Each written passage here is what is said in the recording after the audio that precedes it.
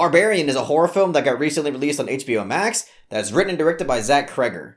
So Barbarian was the film that I unexpectedly got a bunch of requests for. And, me being the very busy and broke person that I am, didn't quite get the chance to see this in theaters. But now that I got released to HBO Max, I figured I don't really have much of an excuse anymore. Let me check this film out and see what it's all about. But before I get into my thoughts, I do want to give everybody a quick update and a quick reminder on my horror film festival. So the official date and time from our horror film festival is this Sunday at 9 p.m. So that's this Sunday, October 30th at 9 p.m. Eastern time. And I'll be doing the entire event through a live stream. Again, showcasing all the wonderful submissions. I'll be giving out awards and cash prizes and also unveiling my short horror film that I recently produced. So I'm really excited to host this thing, and I hope to get everybody that I can to show up for it. But anyways, that was time to dive into my thoughts about Barbarian. Right out of the gate, I'm just going to say that I really loved and appreciated how unpredictable this film was. I mean, I felt like throughout the entire experience, it would lead the audience to believe that it was going to go one way and then immediately go into an entirely different direction, whether it be how the characters get in and out of certain problems, whether it be how the film is structured and reveals information, whether it be just the gigantic reveal of this film. You can really tell right out of the gate that this film is doing its very best to not only set things up in a way that the audience can't see coming, but at the same time, really making sure that these characters and their decision making and the dynamic is established in a way that is not only believable, but in a way that can make it seem that their decisions are reasonable. You can tell that it's really putting a lot of effort in avoiding all of those horror tropes and horror cliches that a lot of people have kind of grown to be tired of and grown to predict. Because a huge thing that the horror genre tends to get a lot of shit for is just dumb character decisions. And this film does an excellent job in the first act and also in the second act to really make the audience understand why these characters are doing certain things. And also making it to where the characters and their decisions are more relatable. So when they do find themselves in these horrific situations, you can then, as an audience member, kind of sympathize a little bit with the characters more. I also really dug the direction and this film's ability to build suspense, because for a very long time, this film does take its time, and it kind of keeps the audience in the dark about not only what exactly is going on, but it does take its time to get into that brutal horror that everybody was kind of anticipating going into this film.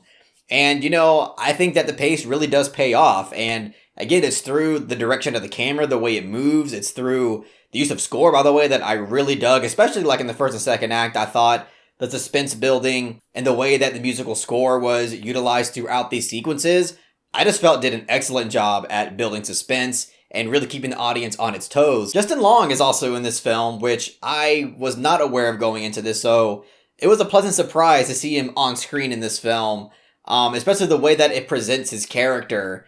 It's not only do I think he gives a great performance in this film, because I think he has to embody this comedic type of character who is, very silly and very douchebaggy, for the lack of a better word. And it's also through Justin Long's character that the film decides to explore themes of rape culture and also the consequences of a power dynamic. And, even though it doesn't really develop those things in a meaningful way by the end of the film, it still, I think, does a good job at giving the character a bit of a personality and some substance to him. And when it comes to Justin Long's character, even though you don't really care that much if he lives or dies because he's just a pretty insufferable person, he's just a very entertaining character to watch. So in one way, you kind of don't want him to die because he's adding a lot of entertainment value and a lot of humor to the film that, brings kind of a different layer and a different personality to the film. But another way, there's moments where you kind of just want him to die. Then we get to the third act of this film,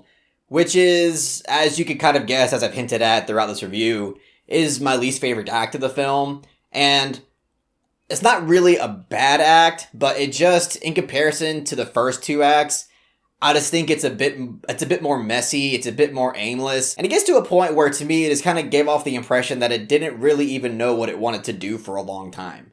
And, there's a good, 30-minute stretch where I feel like it's just trying to, find ways to propel the narrative along. And, as I mentioned, this film is very unpredictable, and that does also reflect what happens in the third act. But with this film doing its damnedest to avoid all the horror tropes and being incredibly unpredictable, with that unpredictability also comes responsibility to find ways to propel the narrative along in a more believable and reasonable way. And it gets to the point where character decisions that at one point were very reasonable, all of a sudden in the third act, critical thinking skills and personality traits kind of come out of nowhere in order to make decisions that don't really make that much sense in my head just so that we can keep the movie going. It hits a point where at the beginning of this third act, it solely relies on the main character having this random sense of heroism that wasn't even really hinted at or really established in the first and second act of this film. I mean, I guess it was hinted at a little bit, but you can kind of forgive it a little bit in the first act because the character that she's trying to save, it takes time to establish a connection between them,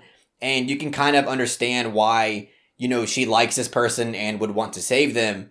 Here in the third act, I mean, to me, it just doesn't really make sense. I mean, she doesn't even know, she barely knew this person for 2 minutes, and it's just, I don't know, it relies a lot on, again, as I mentioned, this random sense of bravery that she has in order to propel the narrative along. And it also relies on an astronomical level of incompetence from the police force. Don't get me wrong, cops can be insanely incompetent to this level, but there was just something about the execution of it that just felt like a bit tacked on and lazy. I mean, I do understand that it is trying to kind of make a bit of a social statement about how impoverished neighborhoods are basically neglected by the police force in this way. But as I mentioned, there was just something about the execution that felt a little goofy and kind of rushed, and just thought it could have been done better overall. And there's also this homeless man character that we get more in touch with in the third act that I just felt like he was underutilized because I feel like almost all of his dialogue was just kind of an exposition dump. Like, it's just really there to explain to the audience certain things that are really happening. And obviously he's relating this to the main character, but it just seemed like an excuse to let the audience in on what's actually happening.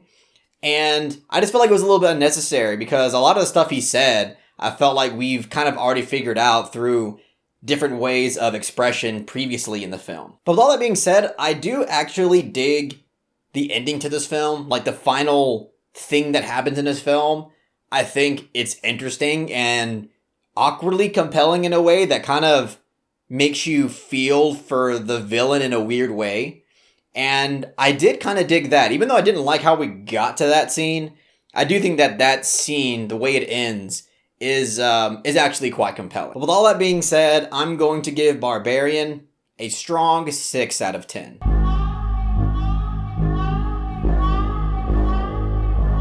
Yeah, I think the first 2 acts are pretty great overall. Third act didn't quite do it for me. It's kind of hit and miss throughout my experience. But it does deliver on a lot of that gross out gore horror, so if that's what you're into, the third act definitely does deliver there. But anyways, that's all I got to say about Barbarian. If you really enjoyed what I had to say about the film, please give this video a thumbs up and share it amongst your friends. And don't forget to subscribe to the channel to be updated on more film-related content.